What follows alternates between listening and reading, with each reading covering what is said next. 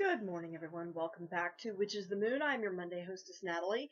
And this week, on week 11, we are discussing spirit animals, totems, spirit guides, and other guiding entities. Now, I've got a little bit of Nag Champa burning here, and I've got my Morgan candle that's burning, although very, very slightly. I think she's still feeling the full moon energies because she's a new moon goddess.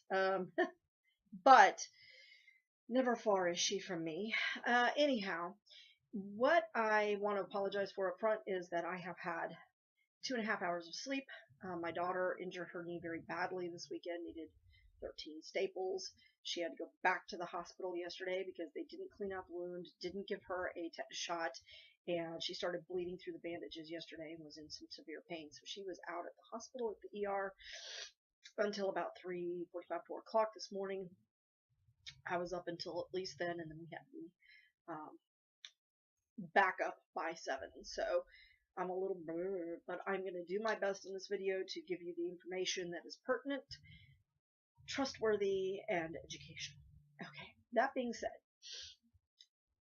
I want to talk a little bit about spirit animals and totem animals to begin with. To me, those two terms are interchangeable. Other people may make a distinction. But to me, your totem is an animal that represents you, and your spirit animal is an animal that represents you. Therefore, to me, those two terms are interchangeable. There are many who believe, and there are those, some of these people follow a more Native American line, and I want to use that term. I don't like using that term because every Native American tradition is different. Every single one. They have their own culture, their own religious beliefs, although some of them have similarities. I have talked to some native populations who have stated that you should be introduced to your spirit guide through a vision quest, that you go on a vision quest which involves fasting, meditation, and sometimes the use of substances to send you on this vision quest, and that is where your spirit animal is revealed to you. I've had others who have told me that some traditions show that a shaman is the one who can reveal your spirit or totem animal to you. I believe that when we follow a path that is a nature-based religion, we are walking the path of a shaman in many, many ways. And so sometimes the gods and our guides will send animals to us as a sign, and that we can have that animal revealed to us through our own experience and knowledge. That being said, how do you know what your spirit animal is? Well, if you're not interested in taking a vision quest, or for some reason your job prevents you from doing something that would make you take a vision quest, then you can simply be in tune with nature. Meditate. Ask the god and goddess to send you your spirit animal, let you know. For me, it was a slow coming to, really kind of a lifetime sort of thing, until about 5 years ago. And what it is that I've always been very attracted to, like, blackbirds, crows, and ravens. I loved Edgar Allan Poe as a kid, and The Raven was one of my favorite poems. My father has an original first print edition of, or second print edition, I think it's a second print edition of the complete works of Edgar Allan Poe, which he gave to me, a -1 volume, many years ago. And he would read these poems to us. And The Raven was one of my favorites, along with Annabelle Lee. My father could do a chilling rendition of Annabelle Lee. But I digress. So that was the beginning. Then I read a book called The Hounds of the Morgan. That thick, took me about 2 hours to read it. And I was in love. But I didn't make the connection. And in that particular book, the Morgan is the bad guy in the story. She's trying to regain a stone that has her blood on it, which will restore her to her full power and allow her to basically kind of take over the world. And these two children are doing what they can to work with the daimyo to stop her.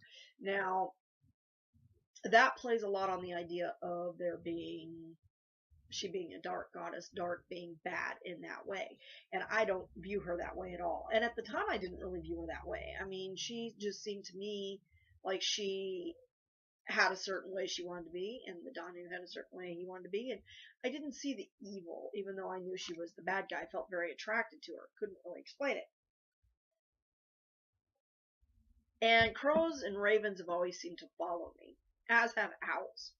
My grandmother, my mother's mother, used to do ceramic works, and she would make ceramic owls, and I was just fascinated by these owls. I would sit there and stroke them, you know. I like the feel of the ridge of the different feathers because she would kind of carve up each individual feather.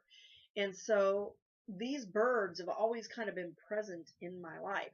Now, what does that mean exactly? Well, I do believe that crows and ravens were an early sign of my connection to the Morrigan.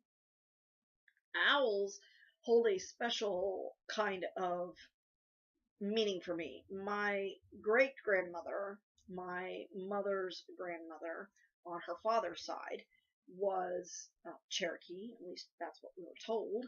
And she was the one who taught me how to see visions in fire. We went to a family reunion, and I was pretty young. I don't remember exactly how old I was, but I was pretty young because we haven't been to one in years. And she would sit with me, and she, you know, we had kind of a bonfire going because it was out in a park. And she was the one who taught me how to just gaze into the fire and allow the visions to come to you. She had told me that owls, when you see an owl or you hear an owl, that is a sign that your ancestors are there for you, that they carried the embodiment, they were the embodiment of the soul of our ancestors, basically, and that they were meant to guide us. And I just think it's weird how all of a sudden all the non-chocolate smoke is coming my way. It's kind of funky. But owls have always kind of been there, and another incident where an owl kind of appeared in my life was when I was newly married. We'd been married a few years. We were running newspaper routes in San Antonio for the Express News, and we had to be up very early in the morning for this. And I would deliver in these apartment complexes, and there were all of these owls hooting around, and I was like, what the? So I shined the flashlight up, and there was an owl sitting right there, and he swooped down, and if I hadn't ducked, he would have gotten me with his talons. Maybe some people may not see that that's a good sign, but looking back on that incident now, it was almost as if it was trying to say to me, here I am, pay attention, you know, we're here, because they were all over the place. And another incident that involved an owl was more recent. It was here in this home. I woke up one night in the middle of the night hearing this really loud. I mean, super loud. It sounded like it was in the house. And I kind of rolled over and said, you know, hey, Harold, you know, and my husband was not in the bed. So I got up, and I mean, this thing is just so loud. You could hear it just like it was in the living room. So he wasn't in the living room. So I went to the study, and he was in there working on the bills. And I said, is there an owl in the house? And he goes, oh, thank God you hear it too. Because my husband is Hispanic. And to the Hispanics, or well, to the Mexicans specifically, he doesn't like the term Hispanic because it was a term that came around during the Carter era that kind of lumped all of the Latin American cultures together, and they're also vastly different. So he takes offense to that term. But my husband, his mother was her first generation here from Mexico. Her parents came over, and legally, I might add. So for those of you that are questioning, they came over legally because at the time it was a lot more open. But in any case, I digress. They believe that owls can be witches, or the spirit of a witch. They call it a lechuza. So he's like, well, go outside and see if you can find it. I'm like, May, you can send me out looking for the lechuza. Thanks a lot. And he's like, you're the one that likes them, you know, you go on out. So I went outside, and sure enough, there was a large owl sitting right on our fireplace. And that was why it sounded like it was in the house, as the hoot was literally traveling down the fireplace and out into the house. So that really, I think, was a secondary kind of wake-up call, like, hey, we're here. Because to me, owls have always represented a certain ability to see in the dark. They're very adept at hunting at night. Nighttime is their time, and we use the term night owl. I've always been a bit of a night owl. I do much better staying up, but I just have a hard time getting up in the morning because I'm not a morning person. I like to be up at night. I do my best work at night. I do my best thinking at night. And so I relate very well to how an owl operates. I see better, I think, at night than I do in the day, which is counterintuitive to, how the human eye works. I get that. You don't have to tell me.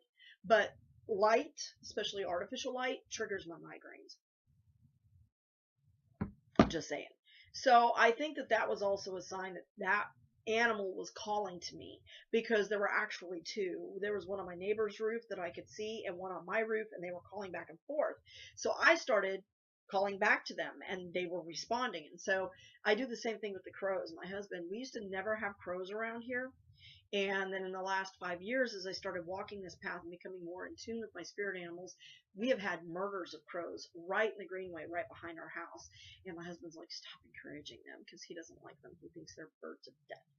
But they're really a very important bird, because they do kind of clean up the mess. And I'm always cleaning up everybody's messes. So that's just another connection. It's a way you want to find something that calls to you, appears to you frequently, is related or associated with characteristics that you feel you embody or that you need. That to me is how you know what your spirit guide is. Now, that is different than a familiar, and we covered familiars previously. So just to make the distinction, a familiar is an animal, a specific animal, one animal that you have a seriously real spiritual connection to, almost as if you two can kind of read each other. And often that animal can make you aware of things that you may not have been aware about. It's not the same thing as a totem or spirit animal. This is an animal that tries to make you aware of things that you may need to know or embody, or that you do embody at a certain time, and reminding you that you have this characteristic. That's the way I view it. Now, spirit guides. Spirit animals can be a form of spirit guide, but spirit guides are not necessarily spirit animals. You have your ancestors. Those are your most important spirit guides, in my opinion, because in most cases, your family wants to do you no harm. They want to see you succeed. You are their seed, their breed, their generation for years to come down the line, however far apart this particular ancestral spirit guide is. So connecting with your ancestors gives you a very important spirit guide. Now, not all spirit guides are your ancestors. There are many who read the Akashic records that believe in soul bodies. They think that there are, I think, 3 or 7, I can't remember off the top of my head. I'm still learning on that stuff.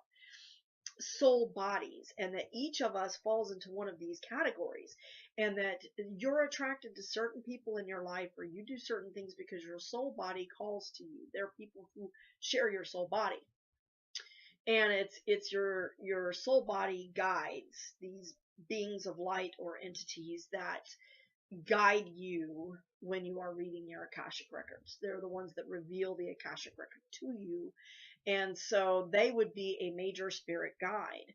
Now, something I want to touch on, and I think one of the other hosts wants to talk about this in depth, so I'm going to just kind of mention it as a segue for their video, if indeed this individual is thinking what I'm thinking they're thinking. There can be entities out there that are deceptive. They may come to you and try to reveal themselves to you as a spirit guide, but they're really intending you harm. Now, why is this important? Well, obviously, you can see why it's important, but how do you determine that? This is one of the reasons why I say you need to be very in tune with your ancestors, doing a lot of getting connected to your ancestors through meditation and different forms of spirit questing or vision questing. You want a deep connection to your ancestors. I have a cabinet that I keep pictures of all of our family members in, past, present, and clearly not future, but I keep pictures of family members who passed on, people who were close to the family but weren't necessarily blood relatives, but that there was some sort of connection to. Like, for example, the young lady that I named my eldest daughter after, her name was Catherine Diane. She was a very good friend of mine from church when I was growing up, and Kathy died in an epileptic seizure. She was taking a bath while house sitting, and she drowned. She was a beautiful, beautiful soul, and I still feel her loss today. But I was going to name my daughter Catherine Diane, but her sister who went to church with us, her name was Pam. She couldn't handle that. It was a little too much for her. So I just named my daughter Siobhan Catherine in her honor. And, I have her picture in that cabinet. So I try to connect with these people because these are people who can be spirit guides for you. They can reach beyond that veil and speak to you, particularly around Samhain. So it's a way that you can connect to that. And I believe, it's my personal belief, that your ancestors are in some way going to protect you unless you are ignoring their message and opening yourself up to a negative entity. How do you know if it's a negative entity? What if it appears to you in the form of an ancestor or tells you it's an ancestor or something of that nature? What I look for in dealing with spirit guides, and I've heard, like, my cousin Trina, Sunshine Morning Ray, has talked about her spirit guide. He has a name. He's revealed his name to her. I've never had that experience with my spirit guides. To me, it's more I see things in dreams, and it's more like people that I have known in my life appear to me. For example, my mother-in-law. One night before I went to bed, I said, show me what I need to know. I just kind of put that out there. What do I need to know?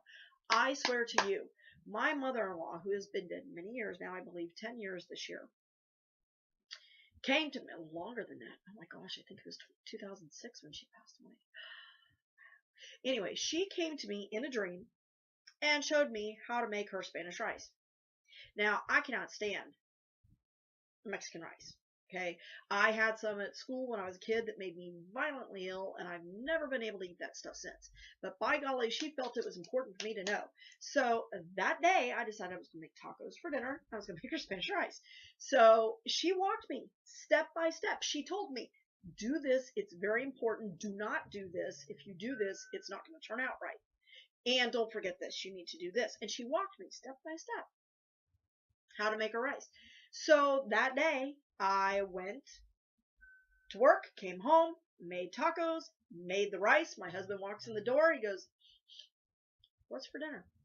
So we're having tacos. I had the pot of rice sitting on the table already. I was getting dinner on the table. He gives me this look, kind of sniffs the air again. My husband has an extraordinarily sense of smell. He goes to the bedroom, take his, boots and stuff off, and he comes back and he sits down at the table and he opens the pot and he goes, why'd you make rice if you don't like rice? It's because your mother told me to. And he goes, what do you mean my mother told you to? And I told him, your mother appeared to me in a dream last night and walked me step by step through how to make her rice. So clearly it was important. Well, it happens to be one of my husband's favorite dishes. He knows I don't like it, so he gets it when we go to restaurants, but it rarely tastes the way she makes it. Because hers had kind of I don't want to say a bitter tang to it, but it definitely had a tang. So he takes a bite and goes, well, you got the flavor, right? Well, of course I did, because she told me how to do it. She walked me step by step through how to do it. So I do believe that was Maria, my licha, appearing to me and showing me how to do this. That's what you get when you ask, what do I need to know? It wasn't quite what I had in mind when I said, what do I need to know? But clearly she felt that that's what I needed to know because she stepped through the veil to walk me through that. So I kind of determine it based on if the spirit guide if this spirit is appearing to me as someone that I knew personally, are they talking to me, treating me, and behaving in a manner that is consistent with how they were in life? Okay. If it wasn't somebody that I know, if they're appearing as someone who is my family, I will question the entity and say, well, I will ask it questions in multiple ways to make sure that the answers are consistent. It's kind of like those little psychological tests that you take. But I will also operate off my instinct. If something about the situation doesn't feel right, or this entity is pushing me in a way that doesn't feel right to me, or that I don't think is consistent with what I would do or what I need to do, or with long term what's going to be beneficial, then I will kind of step back and I'll put up some barriers. Anytime I'm going to do any kind of spirit guide work or contacting with the spirits, whether it be divination with tarot, with scrying mirror, my crystal, any of that, I will envision a protective ray around me. I don't call it a barrier, because a barrier keeps things out, and you need that to be permeable so the good stuff can get in, right? So I call it a protective layer. I put a protective layer around me, and I call upon my ancestors and my beneficients to protect me through that process. So that is how I determine whether it's positive or negative. I hope that the host I'm thinking of, who kind of mentioned this when the topic came up, will elaborate on this and give a little bit more information. That's been my personal experience. So spirit guides can be just, some people call them angels, guiding entities, beneficents. I've heard lots of terms for these particular guides, and they reveal themselves to you sometimes in very subtle ways. So my best advice to you is pay attention to multiple signs. If you're seeing repetitive patterns around you, like number patterns that pop up, look into it and see what that means.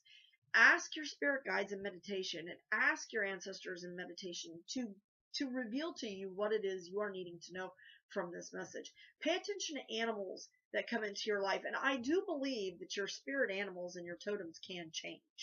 I think that your totems tend to be, that might be one distinction between a spirit animal and a totem, is that your totem tends to be one that sticks with you a little longer, whereas a spirit animal may be an animal that shows up repeatedly or makes its presence known to you because it embodies a certain characteristic you may need at this time in this situation.